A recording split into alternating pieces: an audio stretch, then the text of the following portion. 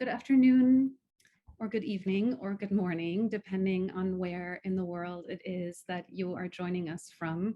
My name is Sarah Gerner. I run the cultural program at Deutsches Haus at NYU, and it is my great pleasure to welcome you on behalf of Deutsches Haus at NYU, as well as our co-presenting institutions, NYU Africa House and La Maison Française NYU, to today's conversation about Bénédicte Savoy's Africa's Struggle for Its Art, History of a Post-Colonial Defeat, with the author, Bénédicte Savoy, and the visual activist and NYU professor, Nick Mirzoeff.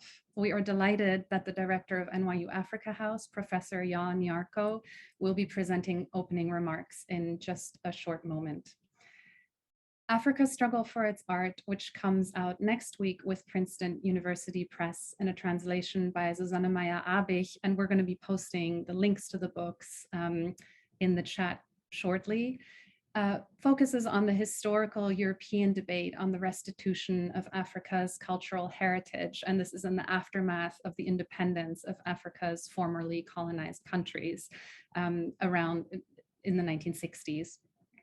Savoy delves into the half-century of resistance by European collecting institutions, which, when faced with these legitimate demands for restitution from African countries, developed differing strategies of delay, denial, obfuscation, in order to deflect, slow down, and ultimately bury these early calls for restitution in a sort of collective amnesia. And this book is such an important historical building block that brings us, through this collective amnesia right into the present moment and contemporary debates around restitution. And we are so excited to hear Bénédicte and Nick speak about the book and how it came to be. Now, before I hand things over to Professor Nyarko, I want to quickly express our gratitude to the people and organizations that have made this event possible. We would like to thank our co-presenters, our colleagues at NYU Africa House, especially Director Nyarko for delivering opening remarks today, as well as his colleague, Andrea Pepito, who runs the programs there. And at La Maison Française, and you can't see this but I see La Maison Française when I look out my window. It's just across this little cobblestone mews where our international houses are located. And I actually share a wall with Africa House, so they're our immediate neighbors. So that's why this event and this collaboration is really so meaningful to us. We love working together. At La Maison, my colleagues are the director, François Nudelman, as well as Francine Goldenha and Courtney Rutherford, and we're so pleased to be working together. I want to thank the DAAD, the German Academic Exchange Service, for their continued support of our academic programming. The people in particular are Bénédicte Brisch and Michael Tomanek, who head out the North American office. Two people who were instrumental in putting this event together are the translator Susanne Meyer-Abich, whom I mentioned earlier. She's been a really wonderful collaborator. Thank you so much for the many emails we've exchanged, and also Jody Price at Princeton University Press. I want to thank Bénédicte Savoy and Nick Mirzoeff for making the time to have this conversation today, and also my wonderful colleagues, Juliana Campfield, the director of Deutsches Haus at NYU, Christian, Zoe, Sasha, Ali, everyone who helped put this together. And last, but certainly not least, I want to thank you, our audience. I'm like a serial webinar registrant, and I don't always show up because I always, wait for the recording. But as an organizer, it's just really nice to have a critical mass of people present at the time of the event, not just after the fact. So thank you for making the time in all the different time zones to come and join us today. And now, without further ado, I would like to hand things over to Professor Nyarko, Director of NYU Africa House, and I will read a very abbreviated biographical information. Professor Nyarko is Professor of Economics at New York University and the Director of NYU Africa House, the Center for Technology and Economic Development, and the Dev Lab at NYU Abu Dhabi, as well as co-director of the Development Research Institute. And Professor Nyarko, thank you so much for being here. The floor is yours. Okay, and thank you so much for the invitation. It's really great, as you said, for our international houses to be working together. So Sarah, great work you folks do. Same with Deutsche Haus and Julia, in fact, the whole team. Um, my name is Yao Mianko. I'm a professor of economics, as Sarah mentioned. I am from Ghana. I'm talking to you from Ghana. I'm in a town called Kumu. Kumu is part of the Ashanti Empire. Ashanti Empire is in Ghana, West Africa. It was one of the last empires to fall to the British. Okay, so a fairly powerful nation with a rich tradition. I was born here. I've been privileged enough to, through my research grants, set up a research center here. I've been involved in the community. I was actually made one of the chiefs here. Okay, so I'm here regularly. I perform the traditional rites, etc. In Kumu, we have a great history, and the topic of conversation today is just so extremely important. I can't tell you how happy I am at being able to be a part of this. Okay, you guys, you're gonna have a wonderful time listening to the conversation. Really important. In Kumu, we have a great history. We're writing that history.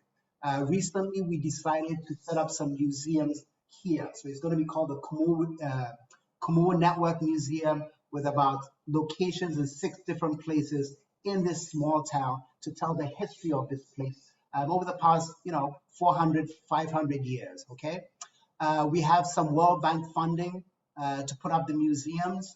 We're going to be putting up, artwork, telling our stories, talking about our traditional activities. All of that sounds good, but for one thing, okay? And one thing only. We have no art. It's all gone. It's, missing, stolen, lost, okay? In our histories, we hear of even my parents being given as gifts gold weights, modeled into various things. We can't find any. The kente cloth, as you all know, the kente cloth is very, very important among Ashanti, among West Africans, among all Africans. The cloth design itself tells a story. We would like to find the old cloths. They're all gone. Every chief has in front of him a linguist. The chief doesn't talk directly to the people, but talks through a linguist. And the linguist has a staff. It's a pole or that they hold. It's usually made of gold or gold embroidered with some art piece on the top of it. That art piece tells a story. It tells a piece of the history. We're looking for many of these things. We know they used to exist. They're all gone. 300 years ago or so, the Kumu people fought a war. Atelefuram was the name. And as part of all of that, we had these bowls. It's called the Abamo Bowl, 300 years old. It was lost barely 2-3 years ago. It was stolen. It's our understanding that it exists in some place in Europe at this time. Okay, so today's conversation, I find everything about it just so passionate, and I just wanted to signal out to all of you that in case you're thinking all of this is abstract, it's not. It's what we are struggling with. Okay, our art is lost. Our stories cannot be told, and it's good art. Earlier on today, I don't know why I was browsing, but I was browsing Picasso. And as many of you know, one of his most famous Picasso's paintings is called Les Demoiselles d'Avignon, okay? And it's this beautiful painting of 5 women, and sort of it's the beginning of Cubism, modern art, okay? So everything is in little cubes. And if you look at the 5 women, there are 2 on the right. And guess what? Those 2 women in that painting, you may find it hard to imagine, or you may have glossed over when you see it, but they're wearing African masks, okay? And, as many of you know, African art, African masks were very, very important in Picasso's move away from the old art to what they call modernism or cubism, etc., okay? So art has meaning, art is important, art is our history. So I just wanted to salute the author today, Bénédicte Savoy. You guys are going to have a great conversation. I was joking with her a little bit earlier on about how important her work is. And then she sort of just said, give me the fist up, in 5 years, maybe because of her work, a lot of this, the art will return to Kumo. So I just wanted to say, God bless you for this. It's really important. You've just chosen a topic that just hits a nerve. So thank you very much. And I look forward to the conversation. God bless you. Over to you.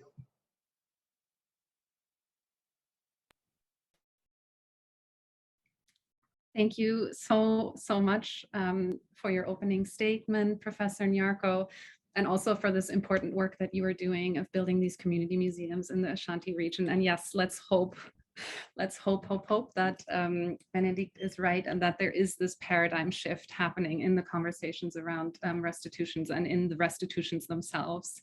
I will now introduce our panelists with, again, very abbreviated biographical information and hand things over to them. And you can both switch on your cameras whenever you're ready. Nicholas Mirzoeff is a visual activist working at the intersection of politics, race, and global visual culture, and also a professor at NYU's Department of Media, Culture, and Communication.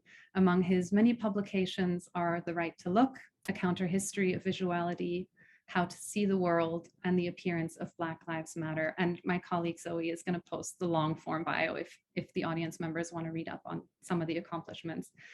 Bénédicte Savoy has held a full professorship in the Department of Art History at the Technische Universität Berlin since 2009, where she currently holds the chair for Modern Art History and Art History as Cultural History.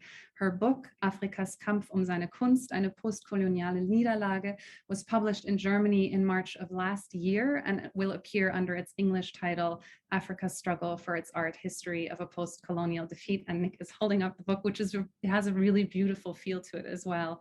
It's coming out with Princeton University Press on April 5th. And with this, I hand things over to the two of you. Thank you so much for being here. Thank you, Sarah.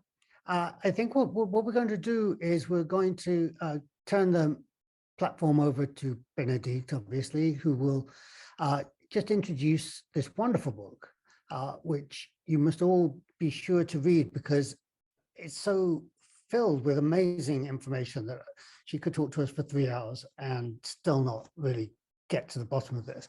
But we're going to hear from her first, and she'll share some visual materials, and then she and I will kick it around a little, some questions, and then of course we'll have time for questions. And if people want to post questions, they should put them in the Q&A section at the bottom of your screen, and I will read those out just to make sure that everything goes smoothly and we don't end up getting Zoom bombed by somebody.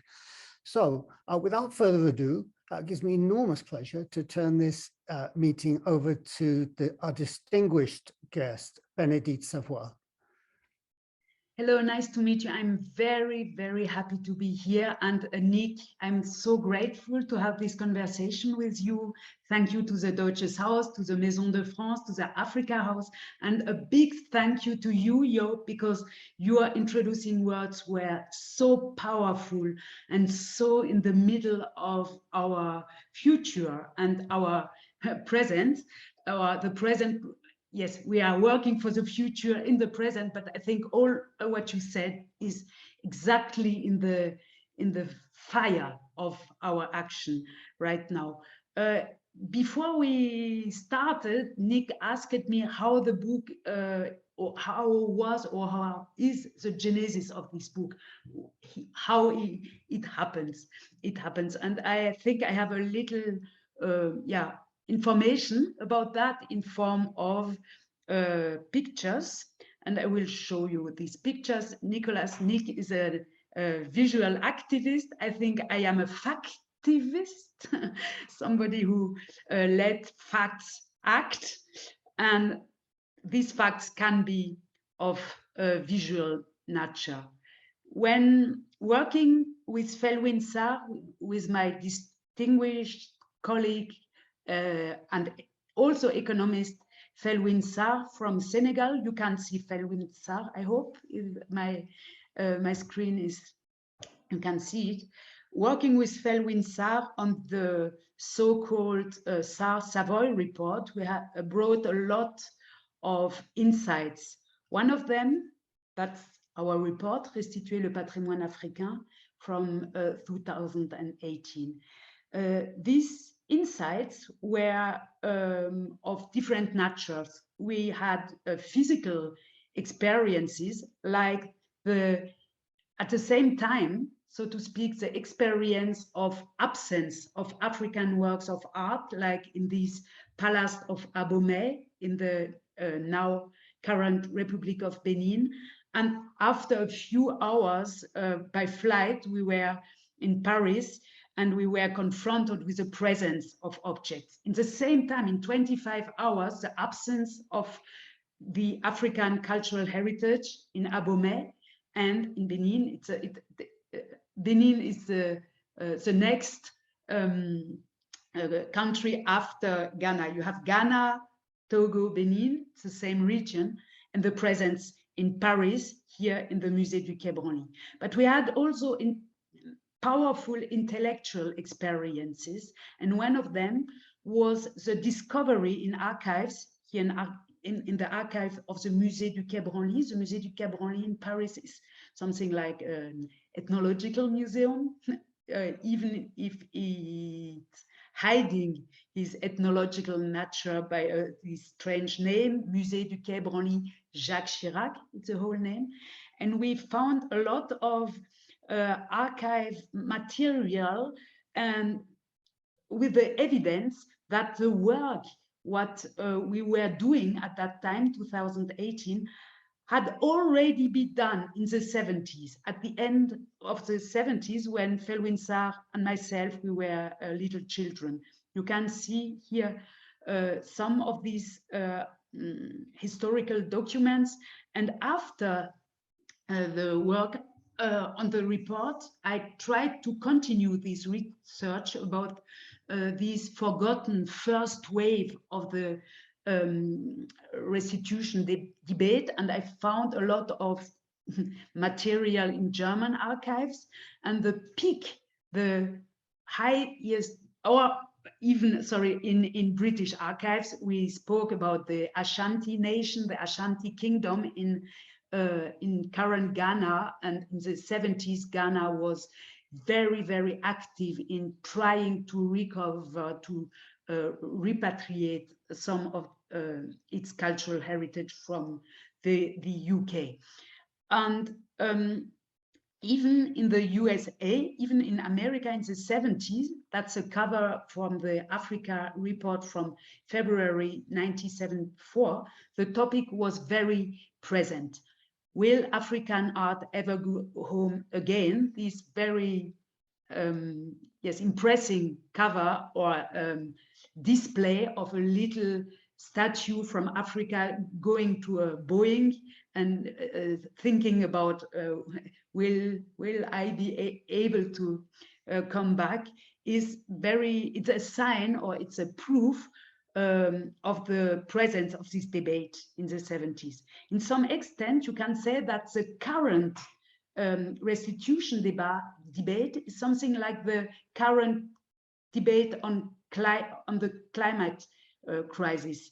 A few years ago, the essayist and author Nathaniel Rich published this very impressive book about the first debate, Losing Earth, a recent history, and he reconstructs in this book the reason why the first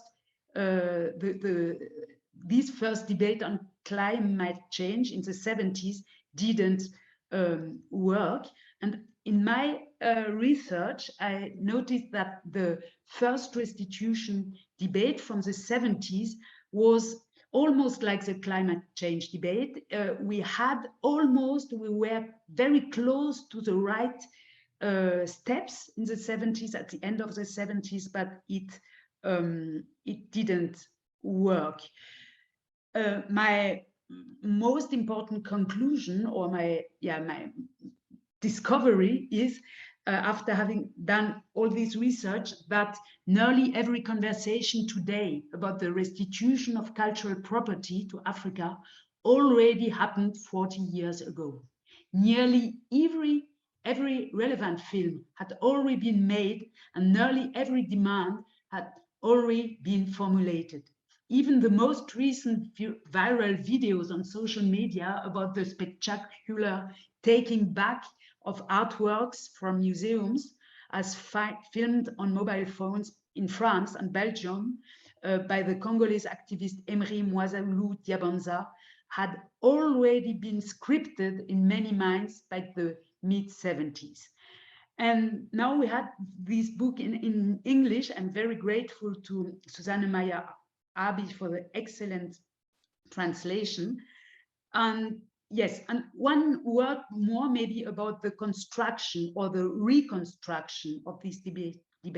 It's not so easy for historians to reconstruct failures, historical failures. It's more easy to reconstruct success, but is also not easy to reconstruct the forgetting of debates. And for me, it was a trigger, yes, to understand why it didn't work first, but secondly, why we have forgotten this debate and why are we, or were we able to think, Felwine Sarr and myself, for example, but also Emmanuel Macron, the president of France, who started all this discussion again, why we have forgotten that. And it was my task or my trigger or my goal to reconstruct this oblivion.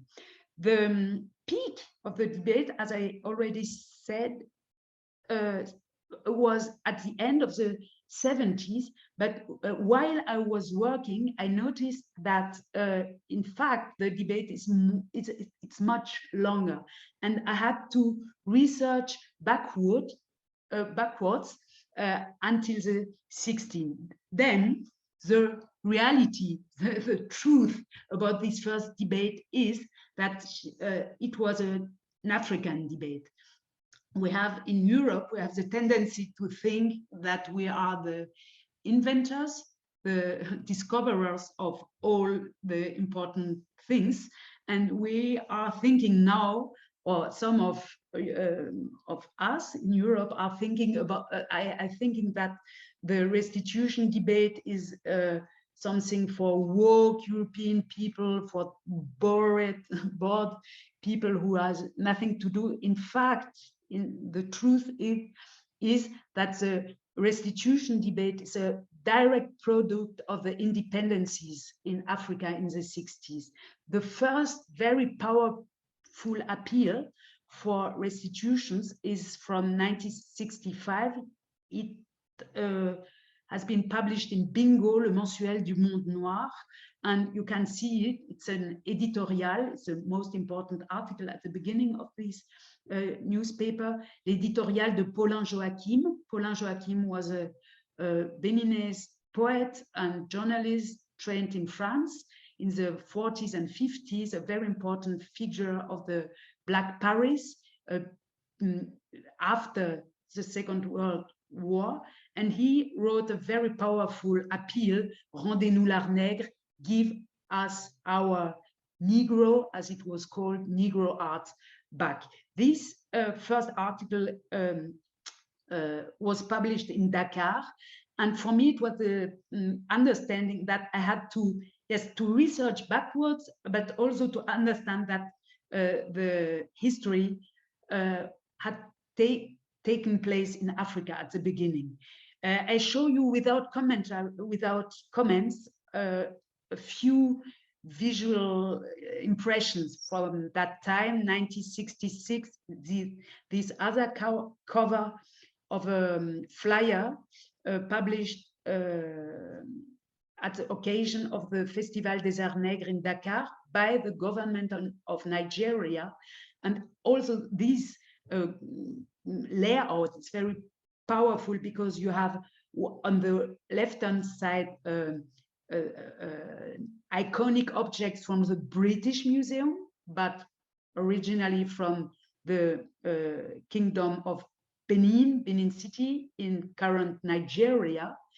And this beautiful photograph from this beautiful object is connected to something like a claim, our cultural heritage, despite the fact of this mask of Queen Idia were at that time and is now, till now, in London.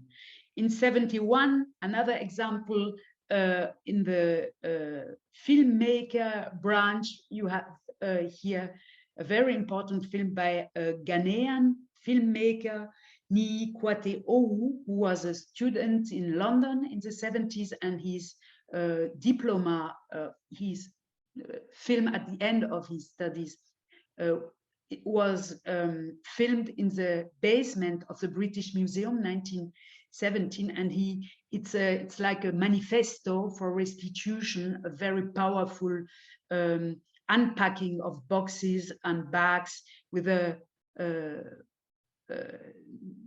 Ghanaian English-speaking voice, his voice saying, we need all this stuff back.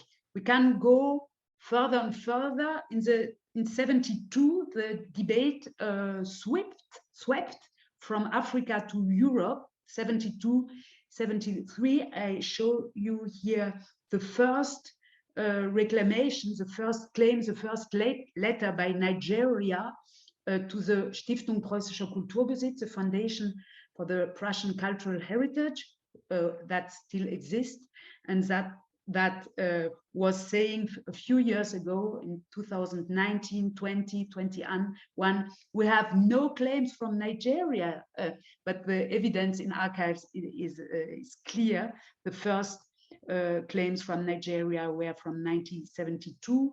In 1973, Mobutu Sese Seko, the president of Zaire, former Belgian Congo, asked for restitution in the General Assembly of the UN in this moment, and it's a really important text to understand the Pan-African logic and the cultural logic of restitution from Africa. And after this speech by Mobutu Sese Seko, the debate was a European debate, but also the history. It becomes a history of the European resistance, opposition, institutional opposition against reclamations. We spoke a little bit about Ghana. In 1974, Ghana tried to obtain the return of the so-called regalia, Ashanti regalia, by the British government. It was 1974 because the jubilee of the plundering of Kumasi in 1874, and it would have been a very good occasion for the British government to give back and to show a new ethic of relationship, but it failed because of the resistance and opposition of the museums. Here's one of the most iconic objects from current Ghana, from the Ashanti Kingdom, in today in the Wallace collection in London, and it's also the picture on the cover on the British or English version of my book. In 77, the Festac in Lagos had a huge importance for the restitution debate in Africa, but also for the beginning of a great frustration by American intellectuals, artists, and politicians, because they were trying for 10, 12 years to obtain restitutions. And obviously the Berlin Wall, or the wall of niet, of no-go in Europe, was so strong that they didn't obtain anything.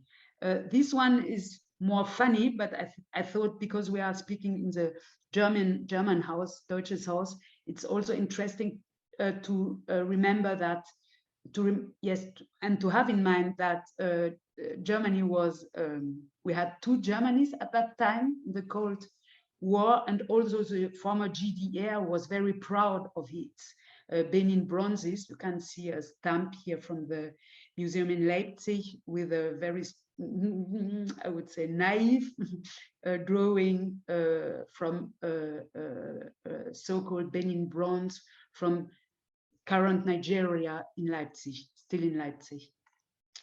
And to make it short, in the 80s, the debate were, as I said, closed before some politicians decided to return works of art. In Germany, it was in Germany the most important voice was the voice of Hildegard Hambrücher, a female politician from the Liberal Party, from the FDP, Freie Demokratische Partei. But also in France, there were movements towards restitution, but they were blocked. And this cover of Symposium in London 1981, I think it's interesting because it shows how the African debate began to be mixed up or merged with the Greek debate, with a debate about the return of the Parthenon,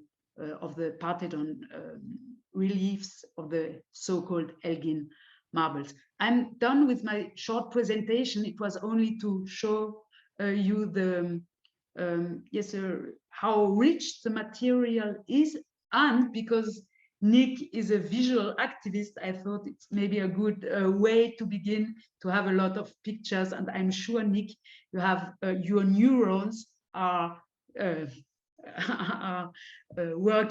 still working. Thank you so much, Bénédicte, for sharing that material with us. And I want to just, remind our audience that our guest is kindly presenting to us in her third language, so that we must be generous in appreciating the difficulty of that struggle. I've done it myself, where you're trying to translate in your head as you go along.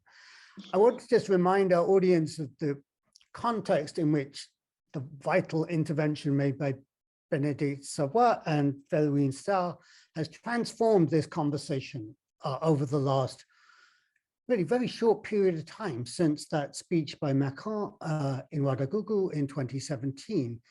I want to just read to everyone the very first sentence of the new book, because it's so important.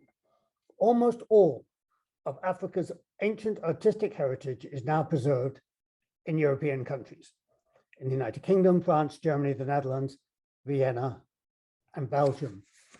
And in the report, which is, as you showed already, published in this book form, it documented that something like 90 to 95% of Africa's artistic heritage is being held in these museums.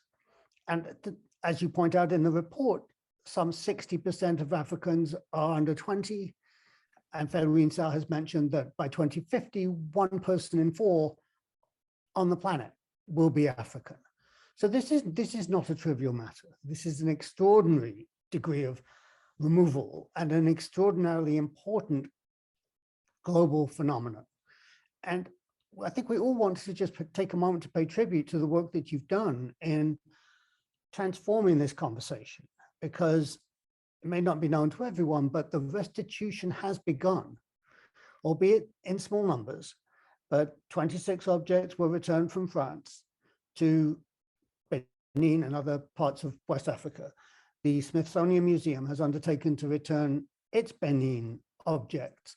German museums have taken a broad approach to now returning objects from Benin. So what was almost an impossible struggle, it seemed, maybe 5 or 6 years ago, in considerable part due to the work that you have done, we're now in a place to look at this in a very different and hopefully more optimistic context. So our first duty is simply to thank you for, profoundly for this extraordinary endeavor. And again, as I've had the privilege of looking at this book, I just want to note to the audience the remarkable degree of work that's gone into this. And we heard just now how it appears to be a simple story that's being told to us, but you also saw the immensity of the archived materials that had to be worked on to tease this story out, which was not wanted to be told, as you have, so eloquently mentioned to us. And No, my sense is that in some ways you actually answered some of the questions that had already circulated to you. So I wanted to, maybe we could talk a little bit about, now I think what maybe as a historian you're perhaps, you only want to hint at perhaps in your text, some of the motives that underlie the different strategies that people took. So I wanted to ask you first if you could maybe say something more about how and why Africans came to demand the restitution of their art at a very early time. I mean, that's, I think, that this is the revelation of your book, that as early as 1965, you were seeing published, eloquent, well-researched, in-depth articles. We're seeing films, we're seeing organizing work. And so what is your sense as the historian of this, as to how that came together? Thank you very much for your very generous thank you. But I have to say that because this conversation had already taken place, it's something, okay, Felwinsar and I and some much more people, we worked on this topic, but we had the situation that it was like a boomerang, you know. The boomerang was very powerful, and in the 70s and 80s, the institutions in Europe thought we can throw the boomerang away and he would never come back. And it's very naive, because boomerangs are always coming back. And in this case, it's like the retour du refoulé, you know, the return of untold histories or secrets in families. If you take a lot of silence about something, if you put your boomerang away, when it came back, it's an explosion. And we were pushed by this explosion. It was our work, but not only our work. It was the work, I think, of this group of artists, journalists, politicians from Africa in the 60s, when almost 20 African countries became independent after hard struggles.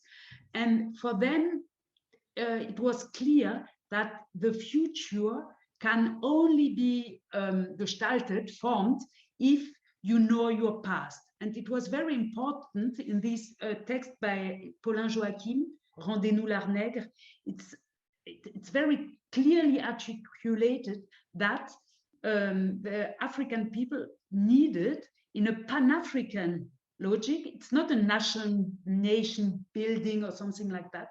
It was a Pan-African idea that they needed a reconnection to their own philosophies, languages, immaterial cultures, religions, but also with a material culture. And this reconnection was like, in German, I would say Kraftnahrung, is something like a very powerful nutriture. You need it to be strong in order to build your future.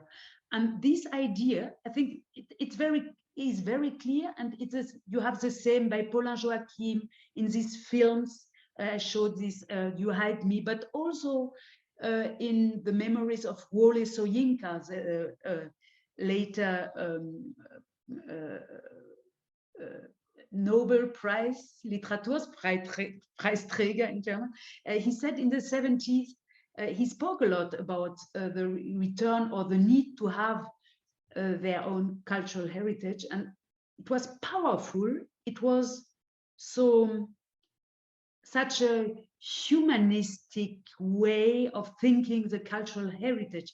And what is very shocking is that in Europe, the response was, they are doing nation building. It's only nation building. Nigeria want only to be strong, to be, etc.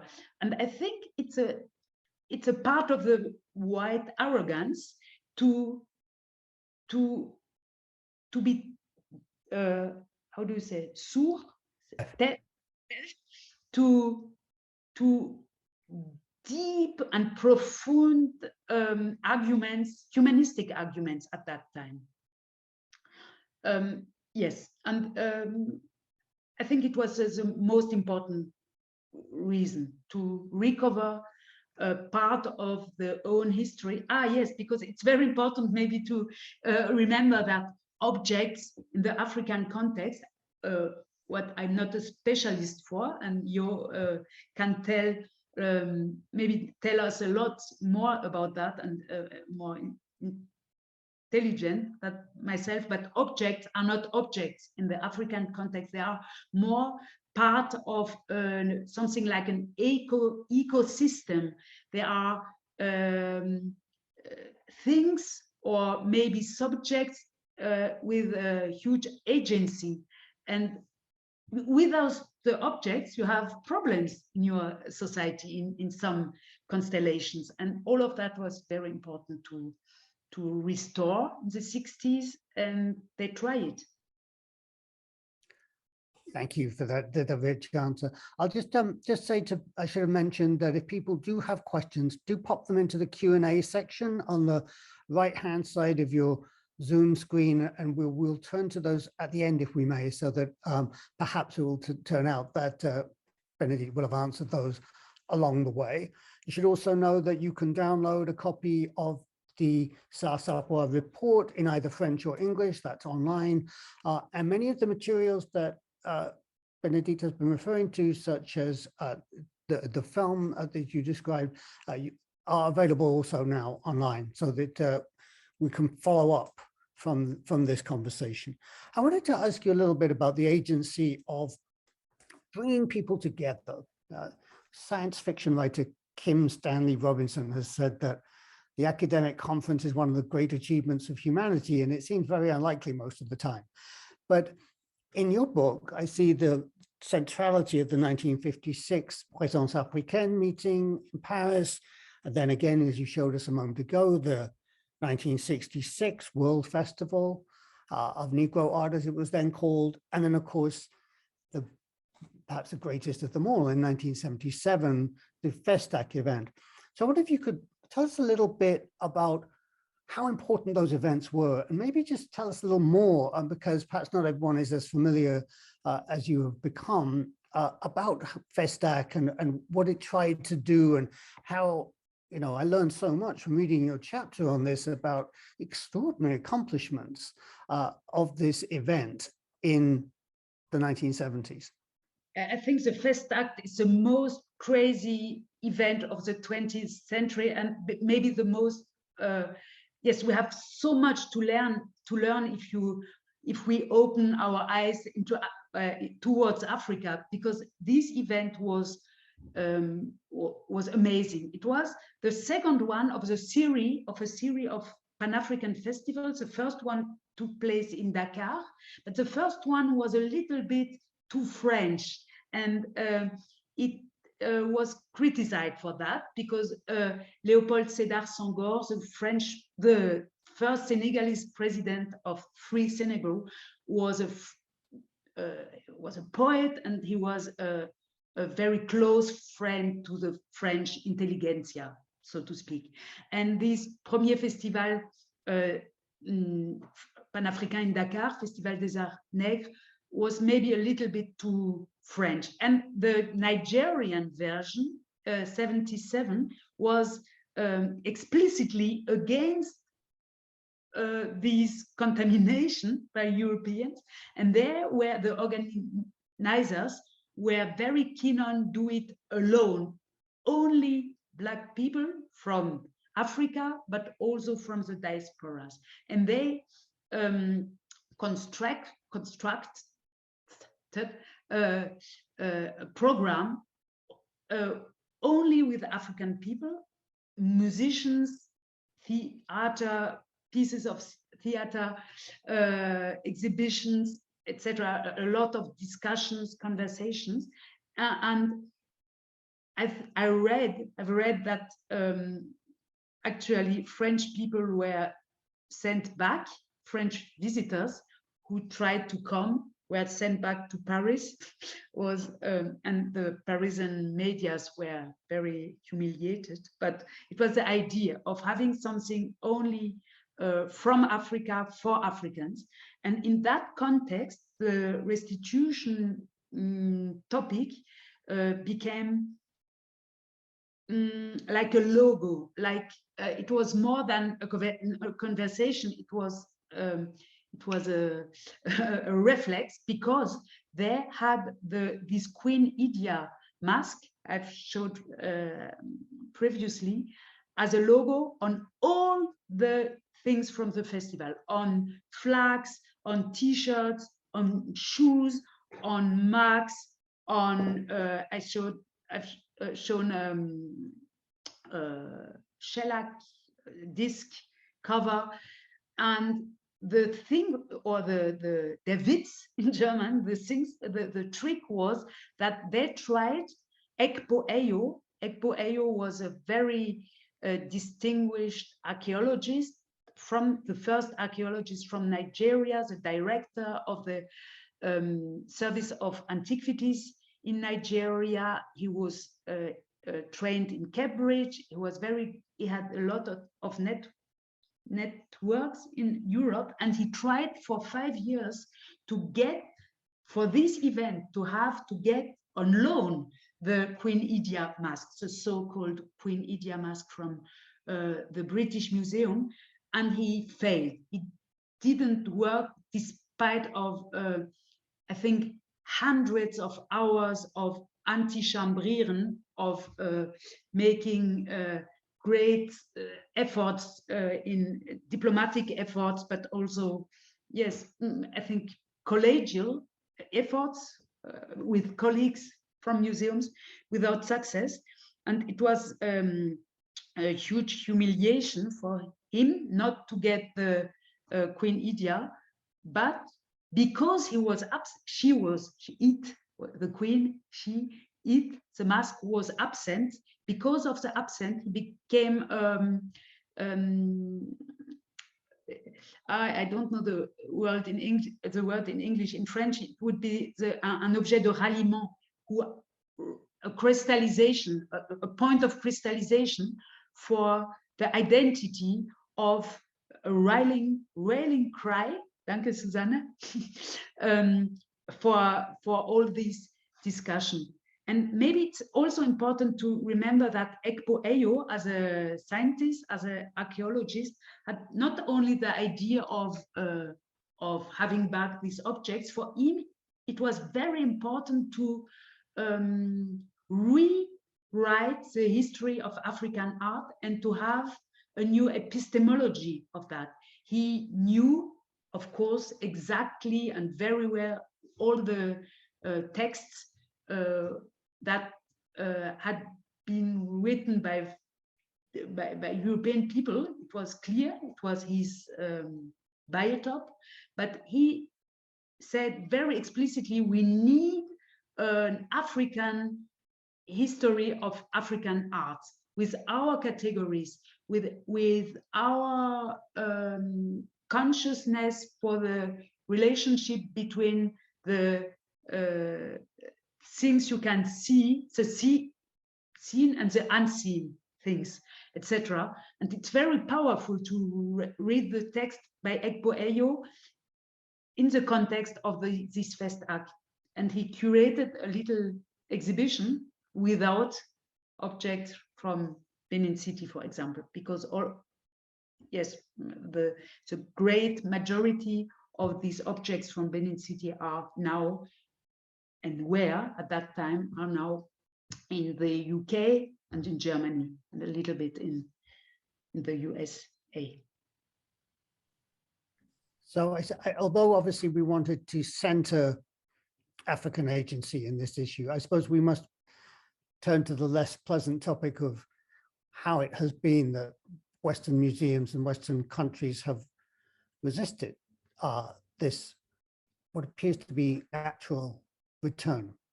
And your book, I think, really teaches a fascinating and important lesson, because so many of us have centered this conversation on the 2003 Declaration of Universal Museums. But what you show is that the issue was long resolved, 20 more years before that, in the 1980s at the latest. And so I wanted to ask you, from your close study of this material, can you explain why museums in the West were so resistant to even the slightest return, even the loan, as you just described, of the Mask of Queen Idea, that the British Museum in 1963 passes this law saying no object can be deaccessioned. So that, I mean, that's my entire life. And obviously the archive doesn't contain motive, but you spent so much time there and you've learned so much. What is your sense of why was it so inconceivable for these museum professionals to let even a few pieces, even now we've only seen 26 pieces, as you say, from France. Why is it so hard for them? It's a very interesting question. A little comment to the British Museum Act from of 1963. It's not coincidence that these new acts were written in or was reformed in 63. In France, you had exactly the same phenomenon in 60, and in Belgium, it was a response to the fear, or it was an anticipation of the fear of restitution demands. It was the legal anticipation, and they said, okay, it's completely impossible to give something back. In France, it became the inalienability dogma, and with that, you can't give back. Why are museums in Europe so reluctant to give back or to loan something to Africa? I think we have a bucket of reasons.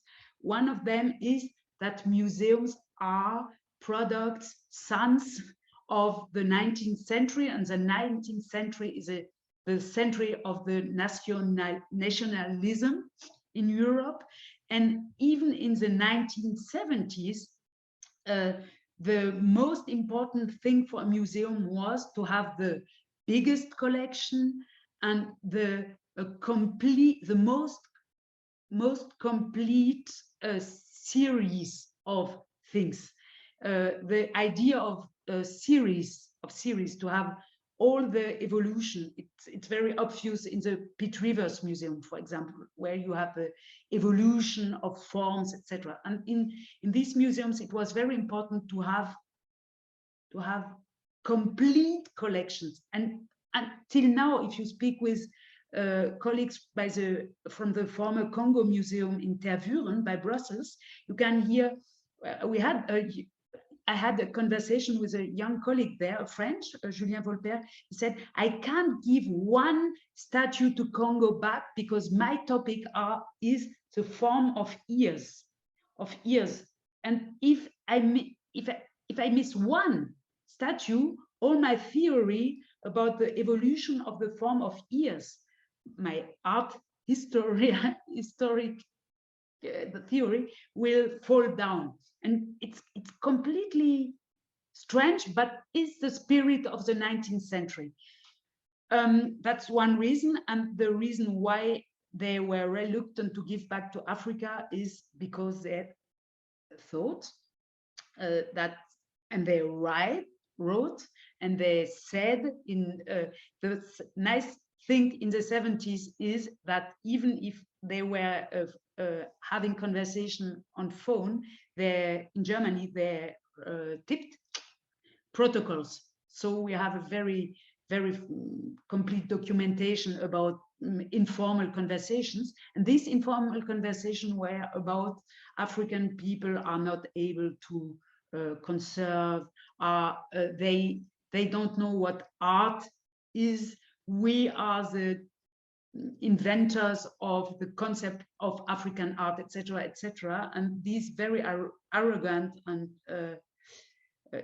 arguments were still alive 5 years ago. But I think now, after our work, not only my work, our work, all the activists, etc., nobody in a museum will have the Chutzpe in German. The will be so Chutzpe. Yes, it's the same in English.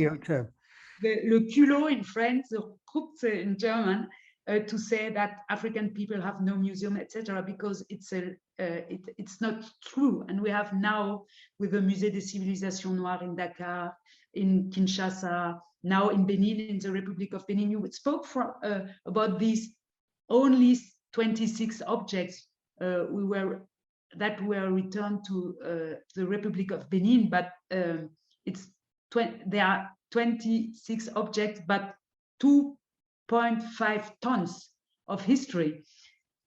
They are very monumental and important, substantial objects. So I think a new era, a new time has begun, and the Berlin Wall has fallen, and it's a paradigm shift in this conversation now. That's exciting to hear. In reading your book, I just wanted to ask you this question a little bit. My sense of some of this was that there's this extraordinary wave, as you described, building through the 60s and the 70s at Festac and elsewhere, and it seems to win adherents, Jacques Lang in France and some of the German politicians you mentioned, and then it's as if this wall comes down. Almost, it seems very precisely calibrated to the rise of neoliberal politics around the world. And you mentioned the impact of the International Monetary Fund in Africa in devastating cultural infrastructure and requiring a kind of expenditures in different kinds of areas that make it so difficult to sustain that impetus. So would you think it fair from your understanding of this to say then that one of the reasons for this erasure that you described, that the forgetting of everything, has been this very deliberate effort by a kind of very successful long-term neoliberal politics to shift the emphasis to the markets, to all the things that we've been so familiar with over the last, what is it now, 40 years of this. So, I mean, can we then say that maybe at some way the restitution debate was ended by the rise of neoliberalism? I'm not completely sure. What is sure, it is what you described, the destruction of these infrastructure of museums, universities, of the school system, because all these institutions were not rentable, and it was a problem at that time. Correlate of this situation was the exile of a lot of intellectuals like Ekebo Ayo, who I mentioned earlier. He went to the US to get a position at an American university.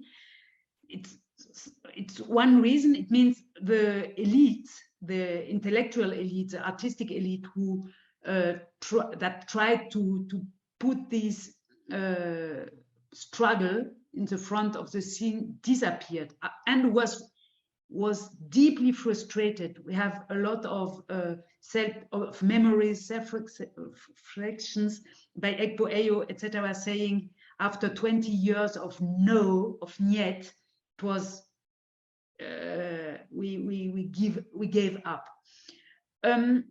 But in Germany, the most important voice pro-restitution was the one of the queen of the liberalism, Hildegard Hambrücher. So I think it's not so easy to understand what happened, but what is sure is that with the raising of the Greek demands of Melina Mercouri, etc., the public opinion, the mass medias, shifted to the question of antiquities, of Nefertiti, the Elgin marbles, the so-called Elgin marbles, pieces from Mesopotamia, Iraq, Iran, etc. And the African claims that were very present at the beginning disappeared slowly. And And we have to say that the strategy of the European museums, the resistance strategy, were very effective because, for example, they decided in the 70s to stop the publication of their collections in Germany, for example, because it would raise a desire of having them back. And in the 90s, and still now, with the opening of the Humboldt Forum in Berlin, nobody knew what they have. And it's very difficult to keep a conversation on restitution awake if you don't know what you have claiming, what you are claiming. That's such an important insight, and I learned from your book in this regard. It's visibly true here in New York, where, for the American Museum of Natural History holds 36,000 African objects, but its digital archive and the written archive are completely different. Mm-hmm. So you can't tell which is true and which is not true. So I wanted, I see we have a number of important questions in the chat, and I don't want to take up all the time with my own voice here, but I just want to conclude then by asking you to maybe to look forward a little bit. I mean, the situation has changed. It's changed because, of course, from demands from Africa, as you rightly point out, and are now beginning to be heard in this country, not least because of the George Floyd uprising. But there's a lovely passage in your book where you describe Wole Soyinka writing in the 70s about, let's just break in to the British Museum and steal the Mask of Queen Idea and the other Benin work and take it back. And as soon as you wrote that, I thought about the film Black Panther, which turns up on the facing page. And, that scene, when I saw it here in New York, when, you could still go to the cinema, people cheered. And I thought, oh, this is interesting. Firstly, that people knew what it was about, and secondly, that they supported it. And I think what's striking to me is that talking to young people now, this doesn't seem to like a debate to them at all. It just seems like the most obvious, of course, obviously one would do this. So it does feel that, if there was a generational catastrophe when in the 80s, maybe there's a generational shift now. And I thought maybe I could conclude this formal section by asking you, there is this sense of optimism. How would you like to see us pursue and develop this argument? What are your own tactics? I think of myself as you mentioned, as an activist, but I mean, in this sense, how do we activate this debate? How do we make sure that these important beginnings that you've described as massive amount of material doesn't get defeated by these peculiar 19th century taxonomies that I must have every ear available to describe in sort of Morelli style? So how do you see this? What are you asking your readers now to do with your book? I have two answers in my heart. My answers from today, at the end of March 2022, is I'm not only optimistic, I have no doubt about the fact that we have that we are now in a new era of the geopolitical and also geopoetical distribution of the African and of the ancient African heritage. And the reason why I'm so sure is connected with this restitution of 26 works to the Republic of Benin. For 3 weeks ago, they opened a huge exhibition called Restitution, Révélation. It's a very nice title. About not only about the old pre-colonial political systems in that region of Western Africa, but they connected these 26 very important objects with 100 works by contemporary artists. And this connection between the past and the now it's so exciting, so electrizing, I can say, that you understand in the room physically that something is going to happen or is happening right now. And yours preliminary remark, remember to Picasso and other people, and very concrete, the architect Le Corbusier. Le Corbusier was absolutely inspired by these objects from Abomey in 1908 in Paris, and he drew them, etc. And now these objects are in Cotonou, are back in Cotonou, and I'm completely sure that the germinations or the fructifications that happened in France 100 years ago will happen now in Benin, but not only in Benin. The opening there were a lot of people from Nigeria, also rich collectors, etc. So all this situation will be another one, and yes, and it's a huge shift. So it's one part of my answer.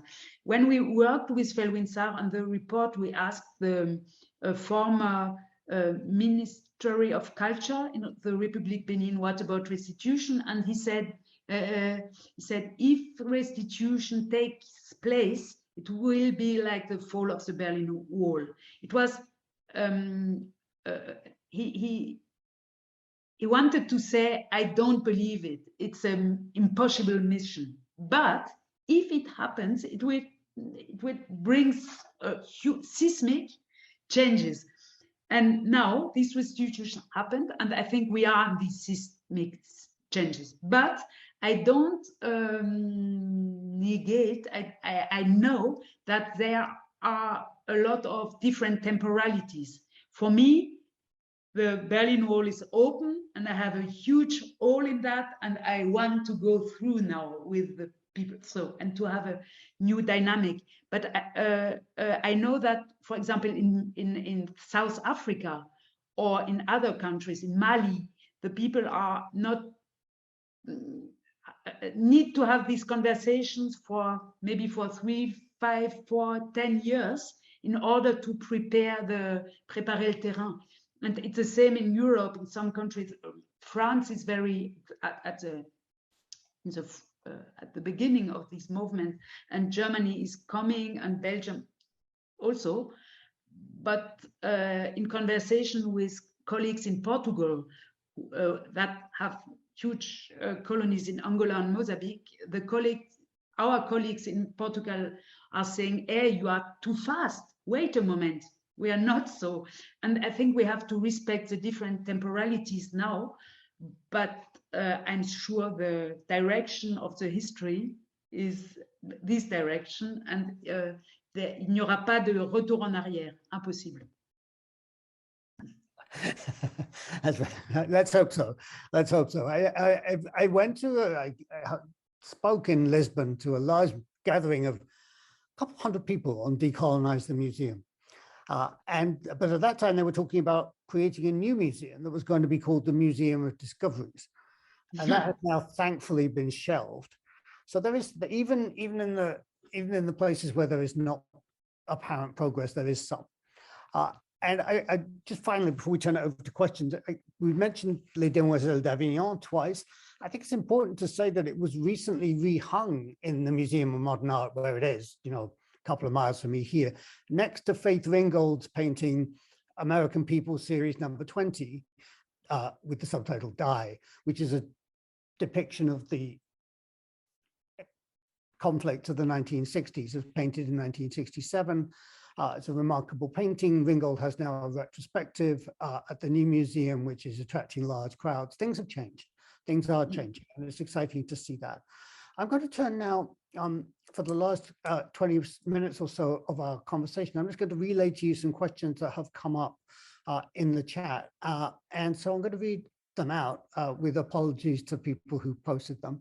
I have one from Katrine C, who asks, can you speak briefly about some of the efforts of museum professionals like James Cuno to reaffirm the salvage paradigm and universal museums, universal in quotes, rights to care for cultural heritage in the view of the Taliban and ISIS, looting and so on, and couching such caretaking as cosmopolitan. Now, this sounds like your book, actually. This sounds like what you were talking about way back in the 60s, as opposed to African nations' mere nationalist impulses driving requests for return. That sounds very familiar from what you were writing about in the 60s and 70s. We have a lot of elements in this question. The last one is the accusation of nationalism by African countries. I can witness, because I was in Benin 3 weeks ago when the restitution exhibition opened, that no word was in some extent nationalistic. It was about the speeches by the president, etc., were far more about how to deal with former dynastic collections that are now Republican collections. It was about a democratic understanding on heritage and patrimoine in French, and it was absolutely not aggressive or nationalistic, and that I think we have to be careful when we are accusing the others to be nationalistic. I am speaking from Berlin.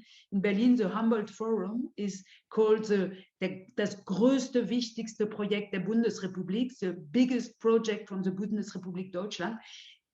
That's a nationalistic project, and we have to be careful because we have the tendency to forget our tendencies of nationalism and to project them on people, on African countries, what is not true in this case. About the cosmopolitan or universalistic mission of museums, why not? But you can't have only one kind of universalism only from London or from Paris.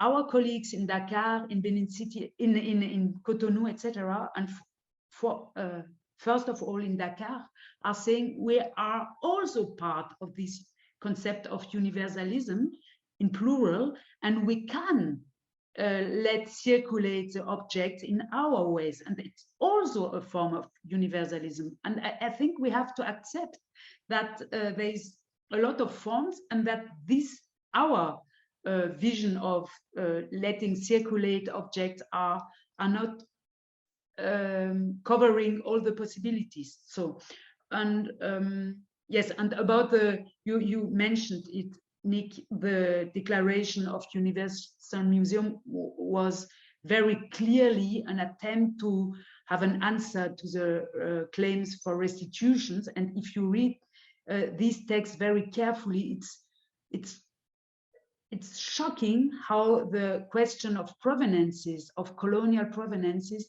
are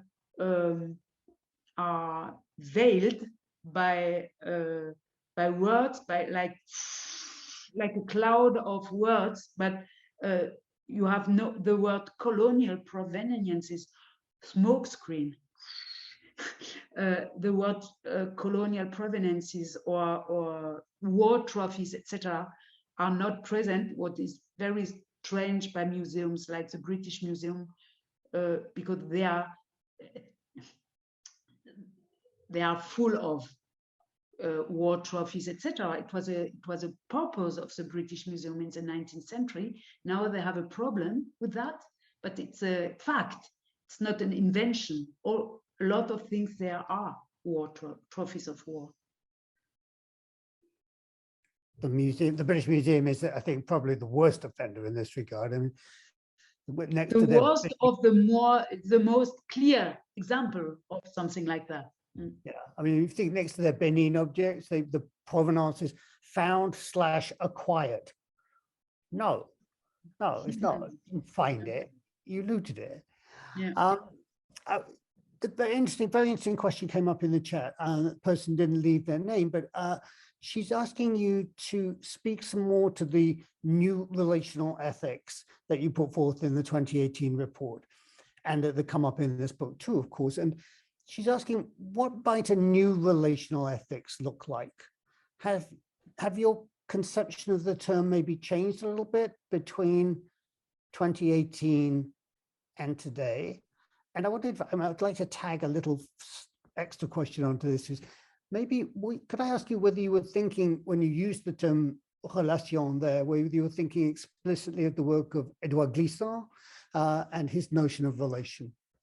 Yes, it's of course it was the case, and I would say that this idea of new relational ethics is getting more concrete now. We can understand better now, after 5 years, how objects or subjects from museums are able to build something new between the former colonial powers and the former colonized, or etc. And it's very evident in Benin right now. I can give you one very concrete example.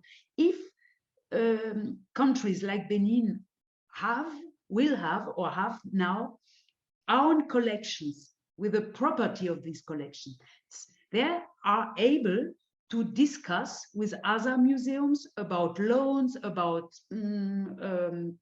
touring exhibitions, etc. And until now, it was completely impossible. If you were in Cotonou or in Accra as a museumsman or woman, you were completely paralyzed in these kind of discussions because you had nothing to offer.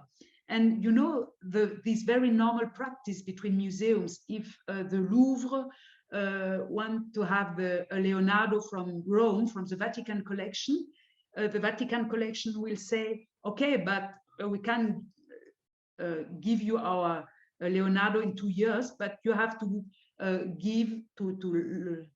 to lend us your Raphael in 5 years. And these kind of very normal negotiations are going to be normal, and to associate associate people from or institutions from Africa. And that's a little piece of new relational ethics, because from now on, if France want to have something from Benin, the Louvre, they were to think, okay, can we send Delacroix or Géricault to Cotonou? And these discussions will raise now, and it's a very concrete begin of something new, and we have a lot of such examples. Thank you so much for that answer. That's very intriguing. And the next question, I think, follows on from that a little, where the question is asking, how did German-speaking audiences and media respond to your book when it was published in German? Yeah, I was very happy, because 3 days after the after the publishing, the German government announced, and it was something like, after the publication, it was something like a leak through journalists that they were preparing a restitution to Nigeria. And somebody from this circle said, it's your book, because now it's known that Nigeria is asking for 50 years. It was the first demand was from 72, for 50 years for restitution. And the responsibles in Berlin, Stiftung Preußischer Kulturbesitz, was repeating at that time, we have no demands from Nigeria. And yes, and for me as an historian, it's very, you know, it's very seldom, very rare to have this situation that your work, your archivistic, deep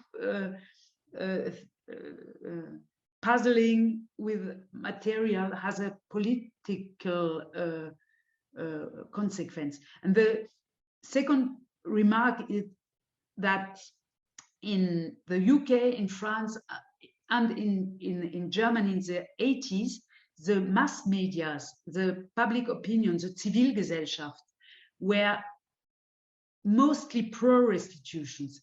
The institutions were against restitutions, museums, etc., or ministries, but in the BBC, in ZDF, Zweites Deutsches Fernsehen, in TF1, you had very long documentaries or talk shows about this topic, and it was clear that the direction was pro-restitution. After '68 in Europe, you had a huge solidarity to African countries, and so yes, the Parisian who's had good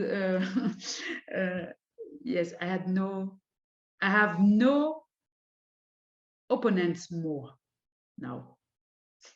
I don't know how to formulate it. No find.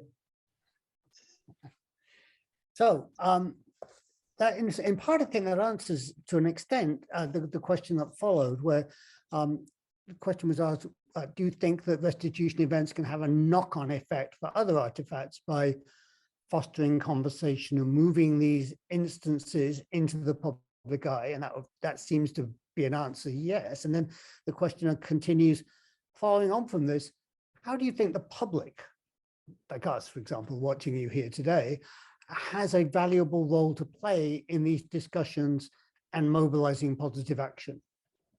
Absolutely. The public is the owner of state museums.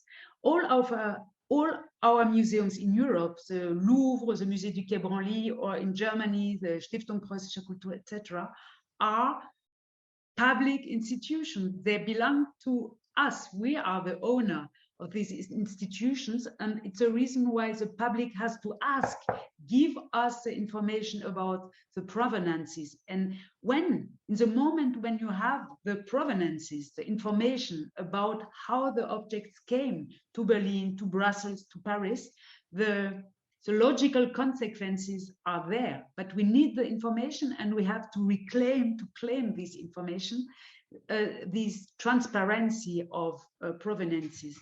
And I think, as you said, Nick, the young generation is very used in thinking in correlations. If you have your coffee, you think about, is my coffee from? Where's my coffee from? Where's my t-shirt from? Where's my table from? And also, where is my cultural pleasure from? It's absolutely normal. And I share your observation that young people have huge questions mark in their eyes when we talk about the resistance of museums, or about the fact that some people think that Africans are not able. For the young generation, it's an absurdity, and I'm pretty sure that the young public will continue to take pressure on these institutions in order to obtain this truth about our cultural heritage. That's a very powerful statement, and maybe that's a nice place to begin to draw this conversation to a close. I noticed in your book, when you mentioned our public heritage, that the Treasures of Ancient Nigeria show, which toured here in the 1970s, was entirely funded by the National Endowment for the Arts. I was looking for the inevitable logo of some appalling hydrocarbon company, and it wasn't there. You know, so this is within living memory that we can claim this, and we should, as you rightly say, reclaim it. I want to maybe just give you the last word, Bénédicte. I mean, I've been bombarding you with questions, and we brought many questions in from the audience. If there was anything that you felt you'd like to end with, or that that's in your mind now after having had this conversation with us today, that you'd like to perhaps, to end our conversation this afternoon? I don't know. It's not a final word. It's more a final question, an opening, because I'm very curious about the difference of the reception of this question in the US context, because the USA didn't have colonies or formal colonies, and the discussion, I think the discussion is the conversation about social and patrimonial justice, cultural justice, classism, etc., is weiter vorne, is very innovative in the USA in comparison to us in Europe. But I think we have a little bit, we are a little bit more, I don't know, in an other constellation with our colonial past. And I think it would be very interesting, I don't know when, to have this comparison between the discussion from Du Bois on in America and in Germany or France, with very different constellations. And yes, I'm curious about these differences, but also about the synergies. Yeah. And Nick, I'm so grateful for your questions and your deep reading of this book and your political consequences, or the political implications you noticed in this work. Thank you very much. The thanks is entirely due to you, Bénédicte, for all the work that you have done in gracious alliance with African liberation movements worldwide. I think, just to briefly answer your question there, I think this is indeed a colony. It's a settler colony. And we should say, as we should have said at the beginning, that we are on stolen land. We are on Lenape-Hoking, which is the traditional and ancestral lands of the Lenape people. And right now, I think there's an active process of consideration going on in cultural and academic circles to think what that stolen property means and how we can begin to think about restitution and reparations, as indeed, of course, to the forced African migration to this country. And we think about the work of someone like Tamara Lanier in reclaiming the daguerreotypes of her enslaved ancestors from Harvard University, who cling to these things as if they somehow have a right to them and are fighting her through the courts in this extraordinary way, even as it becomes clear that they also hold human remains in very large quantities.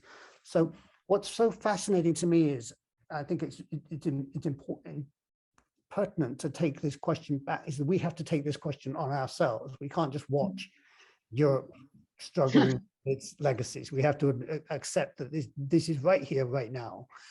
I want to end by thanking Deutsches Haus and La Maison Française and everyone else who has made this wonderful event possible today. And that this conversation will continue, that we hope in some perhaps soon to come future that it will happen in person, whether in West Africa or in Europe or North America, but I think probably all three is where we need to have those conversations. And thank you to everyone who came today and posed excellent and fascinating questions in the chat. Sorry I didn't quite get to all of them, but I think the general subjects were mostly covered. And I encourage you all finally to go out and place an order for this book and to find how much there is in here that we haven't had time to touch on, because it's such a remarkable piece of scholarship. Yeah, I can only echo all the thanks. Thank you both so much. Nick, thank you so much for the wonderful moderation. I think we will need to have many more conversations moving forward. And just as Nick said, I mean, that's the beauty of the virtual format, is that we have Bénédicte in Zurich, we have Professor Nyarko in Ghana, and we have, you know, Nick and myself here, like within walking distance of each other. And there is something productive to that as well. And so thank you all so much. I think what really resonated with me was these cycles of forced forgetting, but also ultimately remembering that, you know, what Bénédicte, what you described as this boomerang effect, that you cannot force collective amnesia without it coming back and exploding in your face. And that is hopeful, I think, given also the like national conversations in the US about history and making history forgotten. So thank you so much for the book. Thank both of you for the work you do. And thank you, La Maison and NYU Africa House. And we will reconvene soon, hopefully. Be well.